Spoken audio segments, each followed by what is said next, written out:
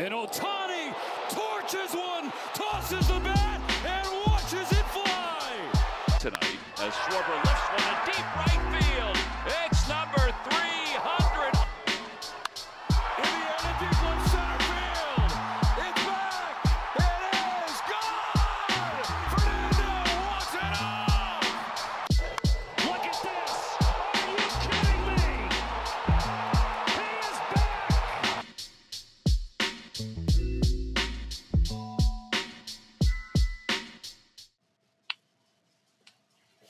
Welcome back to the Rubber Match Podcast, a special podcast where we talk all things baseball. Joining me today are two new co-hosts, starting with Blake Flynn. I currently work with him at TWSN as he is one of the editors and the guy who looks over my awards list, which we're going to talk about a little bit later on. And then a man I graduated with from NKU, has been out of the game of college for over a year, Paris. Paris and Blake, how y'all doing? I'm doing good, man. Feels good to be here. I know I was kind of brought in to help. I know I don't have the NKU affiliation as a Ball State grad recently, but just happy to be here, man. Good. I'm doing great. Ball State. Good for you, man. Good for you. Good. Yeah. Congratulations on graduating recently, it sounds like. Appreciate it. Still trying to find a job out there. Kind of hard, but I'm trying. Who are you telling? I'm trying to stay local and trying to find stuff in this industry. Local is like the most impossible thing in the world. As Paris knows, it took till September for you to find a job, Paris? October, like mid-October. Yeah. Yeah. So I went to like a month stretch where I didn't hear anything. It was brutal. Yeah, so hopefully everything works out for all of us and we all can find something in our field. I know Paris has got a job that he seems to be enjoying a little bit. And enough about our personal business. We're going to talk some baseball. Leading off, we'll talk some weekly headlines. On deck, the awards watch, and then in the hole, a weekend preview, talking about some of the series that we're looking forward to. But first, we're going to start with the headlines from Monday through Thursday.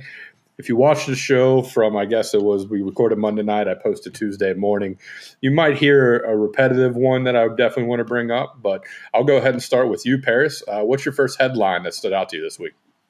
So the biggest thing that stood out to me was Rob Manfred speaking at the owners' meetings in New York, and he mentioned two things that I kind of want to bring up. The first thing that he talked about was the ABS system. I'm pulling up the article that I read. He mentioned the ABS system, and I think it's a pretty foregone conclusion that it's on the horizon. I mean, I know they did it in spring training. I don't know how about you fellas feel about it, but I am interested in it. And he said his quote here was, "We have a joint competition committee process we still need to complete, and I do think we're going to pursue the possibility of changing that process, and we'll see what comes out at the end of that." So it really kind of feels like the ABS, whether you like it or don't like it, is kind of here to stick around, and it's definitely we're going to see in the big leagues sooner rather than later. But the other thing that really caught my eye was he mentioned baseball at the Olympics, because as we all know, baseball will be in the 2028 Olympics held in Los Angeles. And he said there was a conversation about the Olympics. He said, "I would say this, I think we've made some progress with LA 2028 in terms of what it could look like." I'm excited about that.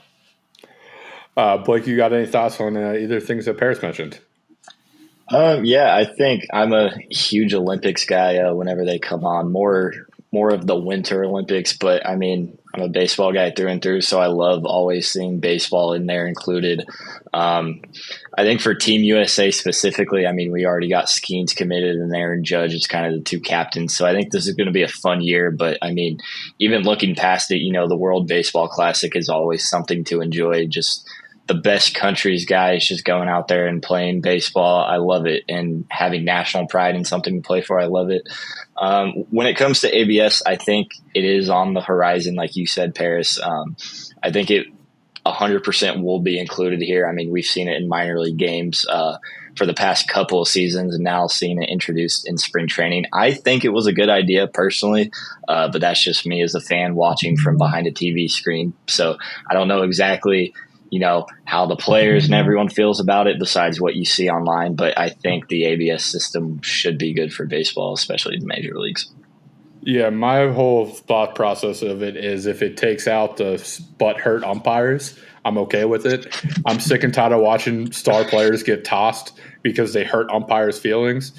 I think it was just last week a guy literally was fixing his helmet after he got called. Now, he might have been messing around a little bit, but he said he was fixing his helmet, so I'll take his word for it. And he got tossed for it and lost his mind. I want to say it was somebody for the Blue Jays. I don't remember exactly who it was. And then as for the Olympics, that would be really cool. If anything it was shown, look how great the hockey all-star game was. As Blake mentioned, look how great the World Baseball Classic is.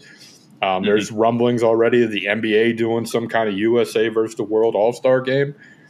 Whether we all want to admit it or not, it's something different when you put that USA across your chest. It's a little bit more pride, and it's the same way everywhere you go. A lot of pride is taking in an individual of where you come from and representing that country.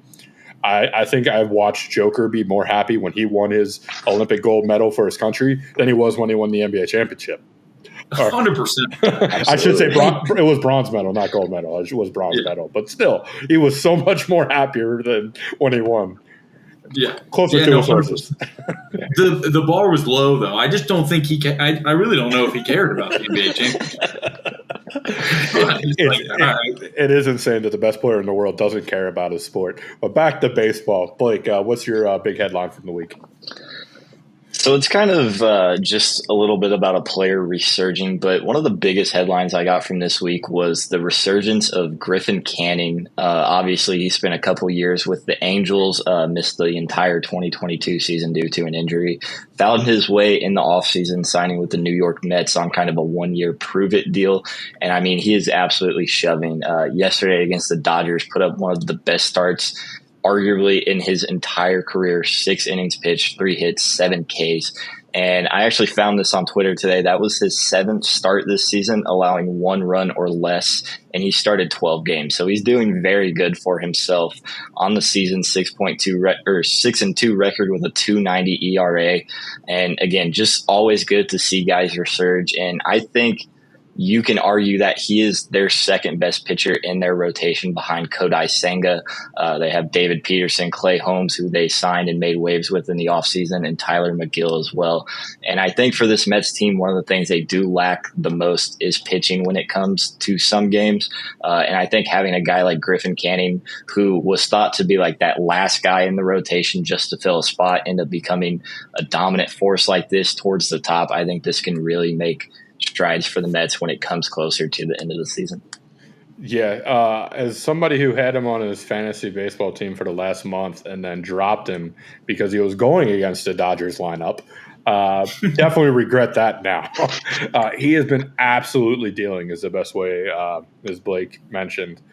And it was something that we didn't expect to see because he was a disappointment arguably in the Angels. I know they wanted him to potentially become the next ace of that staff, and it never flourished. But if you get that 1-2 punch and he is on his A game, that is going to be a very, very tough team to beat in October, and a team that has a lineup that is good enough to compete against the Dodgers come that time again. Paris, any thoughts? I just pulled up his baseball reference here, and just looking at his ERA from 2019, I mean, 4.58, 3.99, 5.60 in 2021, with only 62.2 innings pitched. But then 4.32, 5.19 last year with 171 innings pitched. And then magically, in 59 innings pitched, this year he's down to 2.90, which ERA isn't always the best, most predictive stat for pitchers, but it does tell a pretty clear story. And I love stories like this for guys that, you know, for whatever reason, they find it hard to stick. They struggle in the league, and then all of a sudden a light switch turns on. He's 29 at 29, and he's just like, all right, well, I guess we'll be one of the most efficient pitchers in the league then. I don't know, whatever. Yeah, I'm going to say, what was it, Blake? You said 7 games under 1 run? Yep. Or 1 run or under? That is insane. I'll have a bullet point just for this one. It's not my headline, but also when they beat the Dodgers on Monday, they won their 27th straight game when Francisco Lindor hit a home run. That is an insane stat. That's one of those, like, unbelievable stats. Like, that can't be real. But no, the Mets have won 27 straight games when Francisco Lindor hits a home run. Wow. How can you not be romantic about baseball? That is so darn true. We love stats like that. Moving on to my headline, I thought this was going to be the most obvious one. But, gentlemen, the Rockies didn't only win a series. They swept a series. They swept the Marlins. So it's the first sweep since May 2024, and it snaps their 22 straight losing series streak. The Marlins are officially going to be number 30 in my power rankings poll. I don't care what happens. Me and Blake also get write up power rankings every week. And if you lose to the Rockies and get swept by the Rockies, I don't care what your record is. You're number 30. Blake, any thoughts? I've always joked around on social media saying that if you got swept by the White Sox, it should be put in the question that you get disowned as a franchise. And I now think that that's working wonderfully with the Colorado Rockies. But in terms of their season, it's really hard because as just a baseball fan, I love a lot of players on this team. I love Brenton Doyle. Ryan McMahon is a guy I would love to see in a Reds uniform, but we all know that's not happening. He's probably going to go to the Cubs or something. I know that they had a pitching prospect. I'm blanking on Chase Dolander. I know he came up. I know a lot of people were excited for him. I loved him as a prospect. They have Charlie Condon. Obviously, he's not there yet, but another fun name to watch. But it's just baseball works so weird how you can have a lot of talent on the team and just not get it to work. And I mean, being in the NL West with the likes of the Dodgers, Giants, Padres, like, it's tough because that's who you're playing most of. But, for the Marlins, I mean, I wouldn't really expect less out of them anyway. I mean, they are the Marlins, and kind of the same thing can go for them. But, it's just interesting to see how a few years ago we were talking about this being a playoff team and even seeing them make the playoffs one year. And then now they're forced to this. So definitely going to be huge sellers at the deadline. Would be interested to see what they get in for some of those guys. I was going to say, one of my favorite things on social media right now is when you talk about what the Marlins could have been, and that lineup and that pitching staff that everybody came from Miami. It's just like that organization has just failed that fan base. No wonder why they don't care. Paris, any thoughts? You mentioned Charlie Condon, and my whole brain turned off because Josh and I are big fans. We have a man crush on him throughout the draft process. So I did too. Yeah. I think most Reds fans probably. I don't hate who we took, but I wouldn't hate to have him. Not that we're going to see him anytime soon. No. Now, I did want to mention though that I don't have a ton of thoughts on it, just because it is probably meaningless in the grand scheme of both of those teams' seasons. But the Rockies, they do have a series against the Mets coming up. Like, that's their next series they play. So how great would it be if we're gassing up the Mets here and they go into the Mets and they sweep them too? That would be pretty fun. Yeah, they'll be numbered then 29 on my list. Number 29. Paris, your second headline. So my second headline, I'll just go ahead and go with this one. I know we talked about this pre-show, but the Oakland A's have lost 20 of their last 21. Well, they won today, so technically they would be 20 of the last 22. Yeah, 20 of the last 22. Thank you. Had to think of that through. But pretty brutal stuff. As a Reds fan, I mean, what does that mean for their season? If I was a Reds fan, I would feel like if that happened to us, I don't know, probably call it a day. And it sucks because that's a team that at the beginning of the year, I mean, they weren't contender status, but they were fun, and they have good, fun players. They have Mason Miller, and they also have on my list here, don't want to get ahead of myself, but Jacob Wilson. They're a fun team, but that's a brutal stretch of baseball to be played right there. Blake, any thoughts? Yeah, when it comes to the whatever you want to call them, athletics, I know in an article I made some funny name for their team name, but I forget it. But when it comes to the athletics, coming into this season, especially when they started off the way they did, I was a huge proponent for letting them be and making them a sneaky wild card team. I truly believe that they were going to do it. And I mean, I'm rooting for them because all the stuff that's happening, I know it sucks to see. But I mean, like you said, Paris, there's a lot of talent on this team. Mason Miller, Tyler Soderstrom, who just had a big game today. Nick Kurtz, I'll pause there just for the obvious reasons. And Jacob Wilson, like you said, I mean, I'm kind of like Charlie Condon. I was a huge Jacob Wilson guy coming out of Grand Canyon for him. Before the Reds had all those shortstops, I wanted him to be in there, maybe see him at second, but fell in love with Matt McClain and will probably stay that way. But I mean, like I said before in the last headline, it's baseball. You're going to have these stretches. So definitely not the month you wanted to see from a team, but I think with how they have played in the past, they can make it back. Lawrence Butler, again, another guy I love. Brent Rooker also slugging the ball still. So I think they're going to be fine. You're always going to have those rough couple of months in the season. Well, all I know is if they do want to blow it up and maybe move a bat or two, I know a team that will gladly listen and maybe bring one of those outfield bats in. I'm just saying. Not to be understated, though, in that same series, the Twins now are 21-8 in their last 29 games. They have been very, very good throughout this stretch as well. Blake, what is your next headline?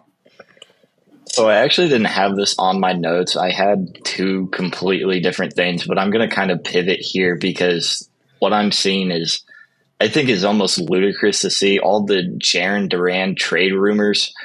Me personally, I don't get it because, I mean, you look at the Red Sox, yes, they are 30-34, but he's still playing fine. And I think Duran is a very integral part of this team that's going to have them succeed. I mean, again, it's so early in the season, time will tell, but these trade packages you're looking to get like 2 top prospects. I mean, which is reasonable to an extent, but I just personally don't see it. I mean, he's leading the league in triples already. He did that last year as well, batting .274 on the year with a .323 on base percentage and a slug of .423. So he's playing decent. I just don't think this is the time to start those rumors, especially for him, because to me, that would almost make it seem like you're blowing it up. I mean, he's very young. I mean, he's only, I can't even see the age, 28. So not that young, but still, he hasn't really been here a while. Just got back from one of his resurgence after a terrible first few years. So I personally don't get it. I'm curious to know your guys' thoughts, but I just think these rumors going around with him are just kind of absurd to me. Paris, you got any thoughts? Yeah, no, I agree with you. It's not like they're not like out of it. It's not that they're in a bad spot. 30-34 is one really good series away from being back in it. So I don't get it either. When you said that, though, it reminded me of this tweet that I just pulled up, which was a Jarren Duran trade proposal for the Cincinnati Reds. And the Cincinnati Reds get outfield Jarren Duran. Boston Red Sox get right-handed pitcher Graham Ashcraft, right-handed pitcher Chase Burns, and right-handed pitcher Chase Petty, which I thought was insane. I mean, but you mentioned 2 top prospects. That's what you're talking about. And I don't think it makes sense for any team in these trades. I wouldn't do it as a Reds fan, and I don't know if the Red Sox would do it for them and their. I'm going to let you know now. If the Red Sox got that offer, they would be running to the league office and saying, "Hey, let's do it." Right now, the hottest prospect, arguably in baseball, is Chase Burns, and that's what's so frustrating. As for the trade, as you guys mentioned, it's not like the Red Sox are out of it. I know they have that Netflix documentary on the Red Sox being shown right now or has been shown throughout last year. Is Duran the player that lives in hotels in Boston because he's fallen so far into the trade rumor? It's cheaper for him to live in hotels rather than live in a house. Do you guys know if that was him? I don't know. I don't really know. I didn't watch the documentary. Highly recommend it. I know I'm either getting him or Casas messed up because one of them lives in a hotel like their entire season while the other one battled depression and kind of became a storyline during that show. but I don't remember which one's which, and I feel bad because I should know that since I brought it up. But I think it was Tristan. Yeah, Tristan Casas. I think was the one that I just did a quick Google search, but okay, I'm pretty sure. Yeah, that's. But like I said, even then, it doesn't make sense. You win, you have a good week, you're back to 500, and then you're chasing down a wide open AL. You got a very good pitching staff, so why trade one of your best bats when he's on? Figure out first base. How about that? Tell Rafael Devers to suck it up and go play first base. And then one headline for me, since we just kind of talked about it, was Hunter Green's now on the IL, gentlemen. Also a bad week. Corbin Burns went on the IL. Kirby for Seattle took a line drive to the face, 102. Nola is having soreness and missed his stretching. Ben Lively got Tommy John. Pablo Lopez, 8 to 12 weeks with a shoulder issue. Tyler Glasnow with a setback. Luke Weaver out, so now Devin Williams is taking back over as closer in New York after that whole drama. But obviously, our main concern is Hunter Green. We're Reds fans. I don't know how long it's going to take. The hamstring, obviously, it was a setback. We'll put him on the IL earlier in the year. It's hard to now see him as a Cy Young candidate because maybe how many games he's going to miss. I'm hearing late June, early July for a possible comeback. How in the hell are you not bringing up Chase Burns to take that spot? Someone explain that to me. I got nothing. I mean, and especially when your other option is Wade Miley, and you're like, well, we'll just throw him out there. Start on Monday? Why? Why are we doing that? Yeah, it's not great. I mean, obviously, he's the ace of your staff. He's the guy you gave the ball to on opening day, and he's the guy that you hope to, produce the most. And I think when it comes to the Reds, I mean, obviously, you've seen guys like Ryan Richardson come up, Chase Petty make a start here or two, Carson Spires before he got hurt too. But, I will never be a fan of Reds pitching unless I'm just absolutely blown away. That's just me.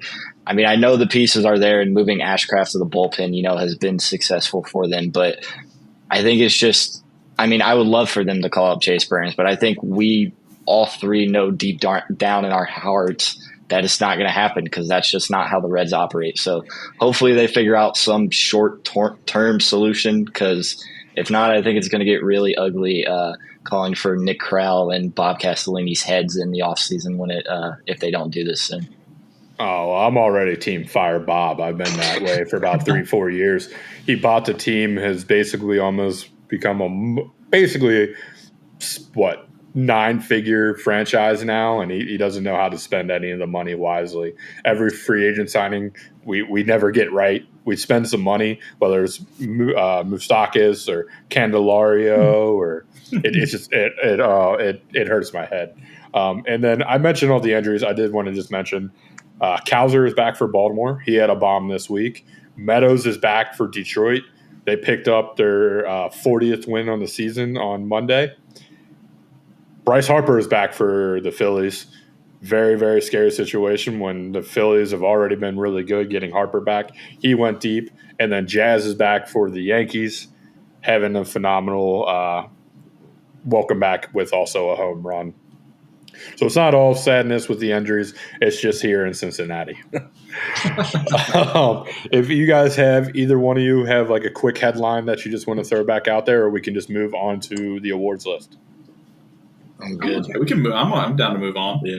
All right, cool. So next up is the awards watch list. Just running down a quick looking at the graphic that's on the screen right now. Shohei Ohtani won National League Player of the Month. Robbie Ray won Pitcher of the Month. Drake Baldwin, Rookie of the Month.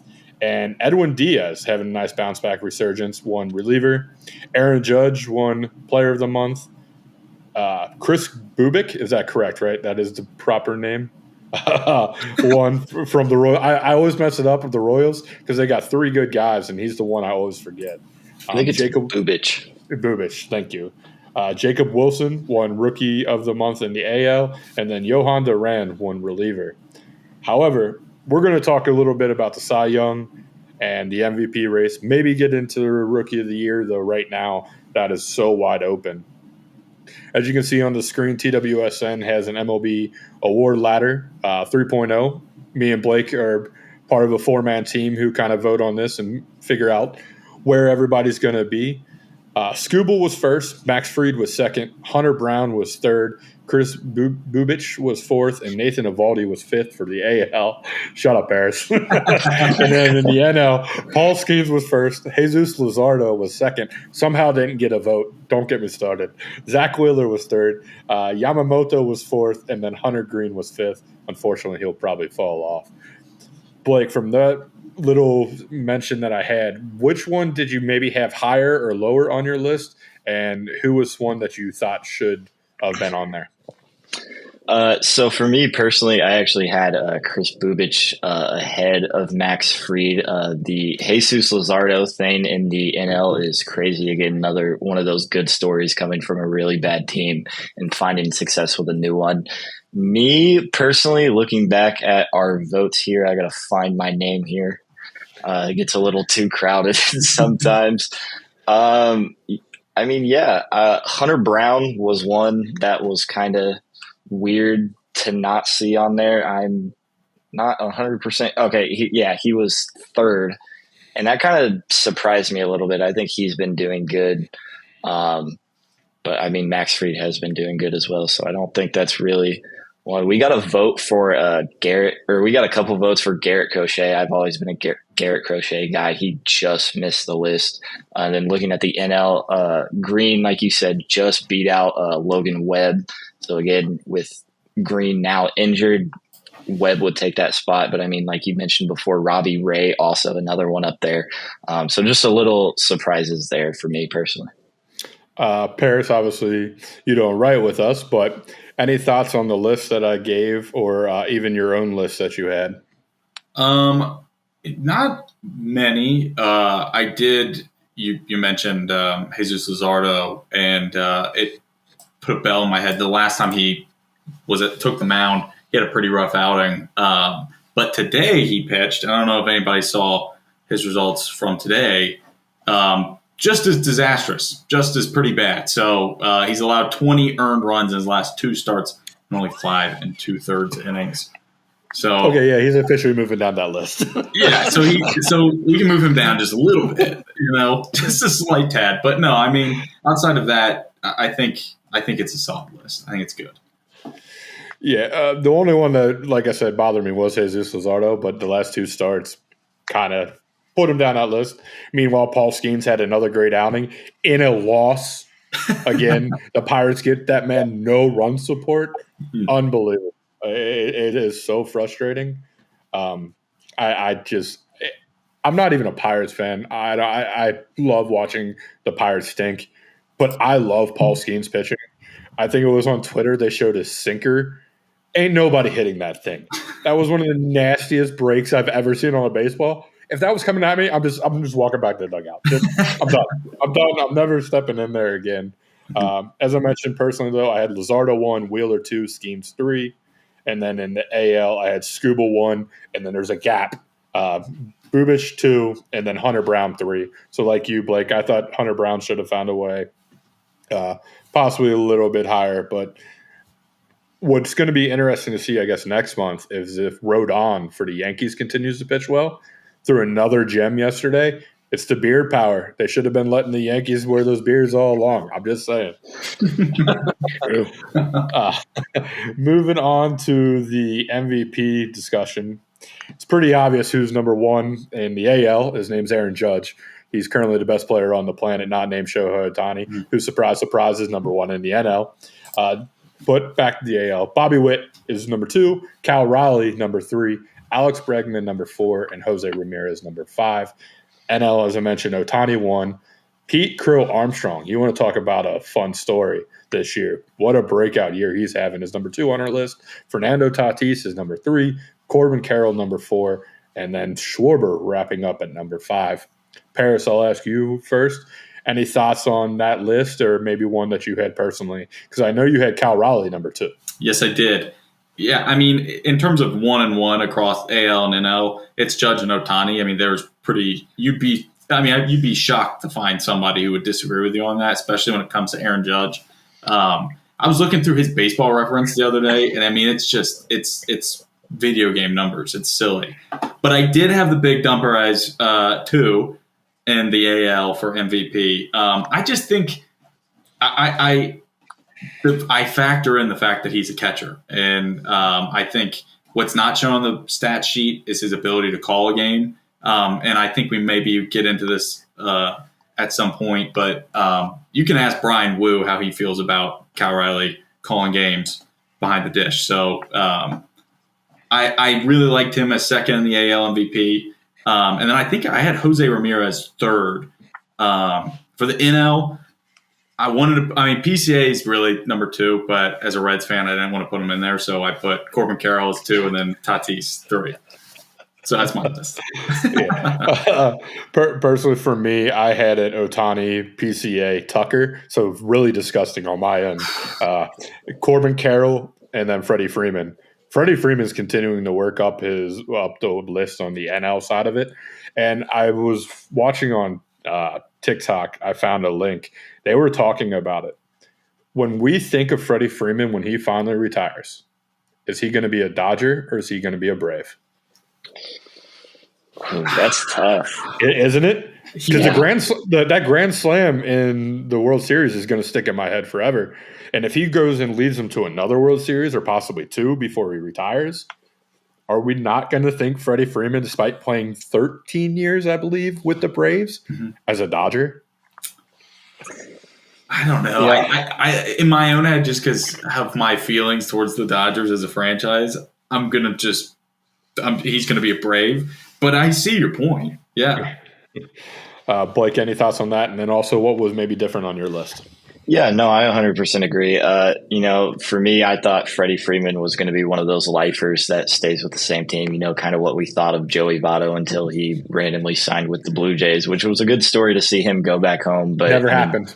Yeah, technically it never happened, so he remained a Red for life. But for me personally, I did struggle with it. I had PCA at third.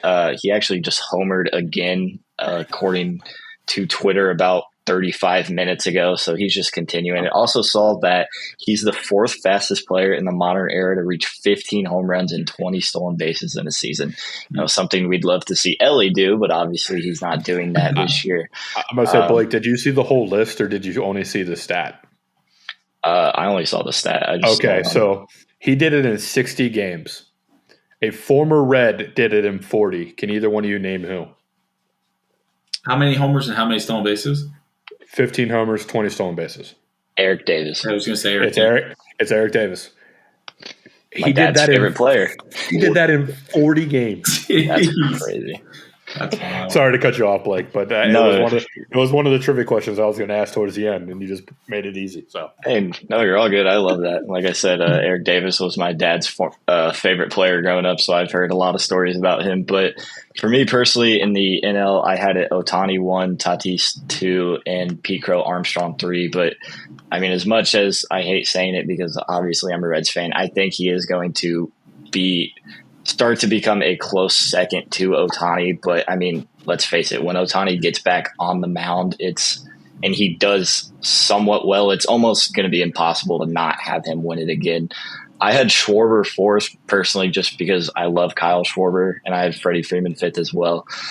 In the AL, I had Judge and Cal Riley 2nd. And I think it was Garrett last week on last episode said that we could end up seeing them race to break Judge's record. I mean, he is absolutely on a tear. And then I had Bobby Witt at 3, Devers at 4, and Jose Ramirez at 5, which is crazy with all the drama saying Rafael Devers is the 4th best player in the American League right now when it comes to MVP voting. But, I mean, he's just that good. I love J-Ram, though. I think he's going to get up there. But for me, that was kind of my outlook on it. And going back to Cal Raleigh, I totally forgot to mention. He's also, Paris, as you talk about his glove, he is a platinum glove winner. Like, it's not just his bat. Mm-hmm. He is by far the best catcher in baseball. And I believe he's up now to 24 home runs. phenomenal year. It's just so hard to top right now what Judge is doing. Mm-hmm. I mean, he's flirting with 400, and he's just dropping bombs as well. But it's going to be a very fun race to see maybe if voter fatigue will affect Judge or Ohtani, and maybe PCA or Raleigh can jump them when it comes voting time. As for the Rookie of the Year, like I said, it's kind of wide open in the NL. It's really disgusting down there. I literally just went down the list of WAR and put them 1 through 5. That's how I decided my list.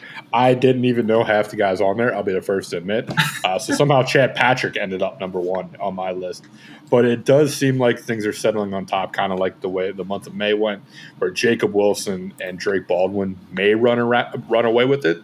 So I'll just ask you, Blake or Paris, is there a player out there who's a rookie you could think inserting their name in discussion? I'll start with you, Blake. Me personally, I know we both had him on our list. I don't believe he made the final list. I'm not 100% certain on it, but Liam Hicks for the Marlins, the outfielder. I actually sent something in the group chat, in our TWSN group chat. If he wasn't a lefty, I would love for him to be a red. I mean, he is mashing the ball right now. But when it comes to the actual list, yeah, I think Jacob Wilson is running away with it in the AL. And then, like you said, it's kind of a war in the NL for whoever that is. I mean, coming into the season, we thought, okay, it's going to be either Roki Sasaki or Dylan Cruz. Both those guys have fallen off a cliff. So now we have guys that no one has ever heard of. And like you said, Josh, I didn't hear about any of these guys either until this week when we were doing it. So just very interesting to see. Maybe I'd love to see Cags get on there because I'm a big Cags guy. Eventually, he's just got to play more. We're just naming guys that I fell in love with the draft process because I wanted a hitter. Now, don't get me wrong. Again, Burns looks like – I mean, he looks as good as what Paul Skeens could be or is, but it's just God, do we need an outfielder. Paris, any thoughts before we move on? Yeah, I just like you fellas am not a big prospect guy. I can't pretend to know. I know a lot of these teams' farm systems, so – for the most part, I don't really know these guys until they actually get to the league. I wanted to pull up the betting odds for Rookie of the Year. So, like the betting odds for AL Rookie of the Year, the top 3 are Jacob Wilson, which I think we all agree. I think we probably all had him number 1, and then number 2, Jack Caglianone. Am I saying that right? Yep. For the Royals. Bags. And he just got his first hit today, did he not? Yeah. Yes. He literally got called up on Monday. Yeah. And then just Jason Dominguez for the Yankees. And then in the NL, Drake Baldwin, Augustine Ramirez for the Marlins, and Matt Shaw for the Cubs. I don't know how close of a list that is, but your leaders right now in betting odds, minus 375, Jacob Wilson, and Drake Baldwin plus 210. Yeah, that right there tells you everything about the NL. I don't know how serious Dylan Cruz's injury is. Blake, you may know a little bit more than me when it comes to that. But if Dylan Cruz comes back and what Dylan Cruz is supposed to be, Dylan Cruz could easily insert himself in the NL. And the only reason I knew Baldwin is I drafted him in my fantasy league. Because Sean Murphy was hurt, and I wanted a backup catcher, and I was like, all right, I'll go ahead and grab him. But since that is it on the awards watch list, we'll look forward to seeing how the rest of this month plays out as it obviously just began. And we'll look ahead to this weekend. Very quickly, gentlemen, it's a fully loaded slate. Some good series, but not exactly one that you would die for and get excitement for. So I'll go ahead and start with you, Paris. What series came or spotted to you that you're looking forward to? The Cubs are traveling to the Tigers this weekend. Friday, tomorrow, Tarek Skubal will pitch. And I just think it'll be really fun to watch one of the best offenses in the league play one of the best pitchers in the league. The best pitcher. The best. We could say that. I don't know. I think the rest of the series would be pretty enjoyable, but I think that Friday game specifically, Cubs 38-23, Tigers 41-23. I I felt like that was one that I'd probably keep my eyes on. Yeah, I mean, it's a dark horse World Series possibility, pending maybe if the Cubs can go out there and get an arm. That Cubs lineup will compete against everyone. And Detroit, like as I mentioned, is currently the best record in all of baseball. First team to get to 40 wins on Monday. Very easily could potentially be an October matchup. Blake, do you got a matchup or even want to speak on that one real quick? Yeah, so I figured we were all going to touch on Cubs and Tigers. I mean, like you said, both those teams are red hot. Both teams have won 7 of their last 10.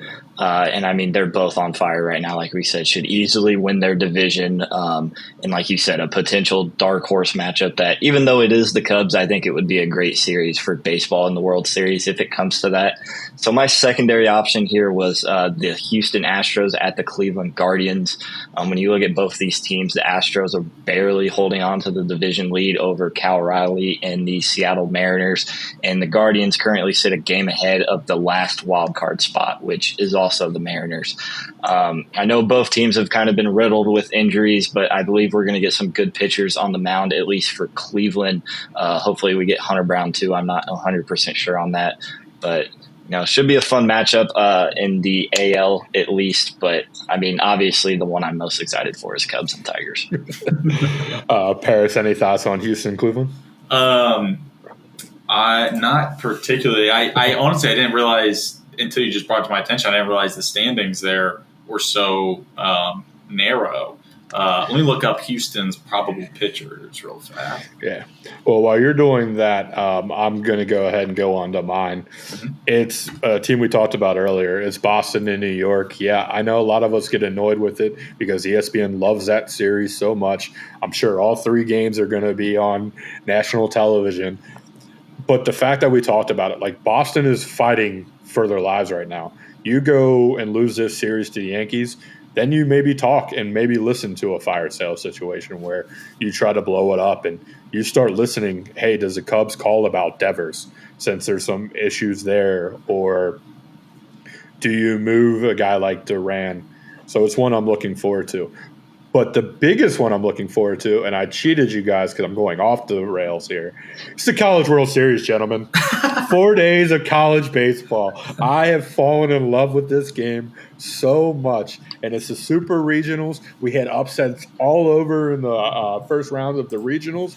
Number 1, Vanderbilt, losing the Horizon League, Wright State, getting knocked out. And College World Series in the super regionals is really the only answer. Paris, I knew you said you were looking up Houston and Cleveland, but if any thoughts on that, Boston, New York, or the College World Series? I'm not really. I'm gonna take this weekend as an excuse to start getting into the College World Series because I'm really not into it. Horizon League representation. You and I both obviously wearing your Norse hat there, so I mean that's huge. Yeah, I mean. I love a good rivalry too, so I know it's like an overblown thing and ESPN loves it, but I do look forward to those rivalry series. So I am excited for Boston and the Yankees. And the Yankees with a pretty good opportunity to end the Sox season metaphorically possible. There's a lot to play for there for them, so I'm excited about it. And Blake, any final thoughts on this? Yeah, I mean, obviously, the Red Sox and Yankees is always going to be a rivalry that's shoved down our throats. And I mean, for good reason. Like, they're 2 of the most historic teams in baseball. They've been great rivals in the past. So as much as we do get sick of it, am grateful that it exists. I mean, obviously, I'm not a fan of either team, but as just a baseball fanatic in whole, I love, and just sports fan in general, I love rivalries. Like, I live for them. I watch almost everyone I can. When it comes to the College World Series, I'm not going to lie, I haven't been paying that much attention because Ball State was favorites to win the MAC, and then they ended up not winning the MAC, so I just kind of not cared anymore. But looking at the teams left, let's go Murray State and let's go Coastal Carolina. I don't know why, I just love underdogs from mid-majors, and I mean, I know we got a lot of good teams in here. FSU would be a good one too, but I haven't really followed it that much, but I saw Coastal Carolina and Murray State, and I just immediately fell in love on the NCAA website. Yeah, personally for me and my wallets, North Carolina LSU national championship, very good things.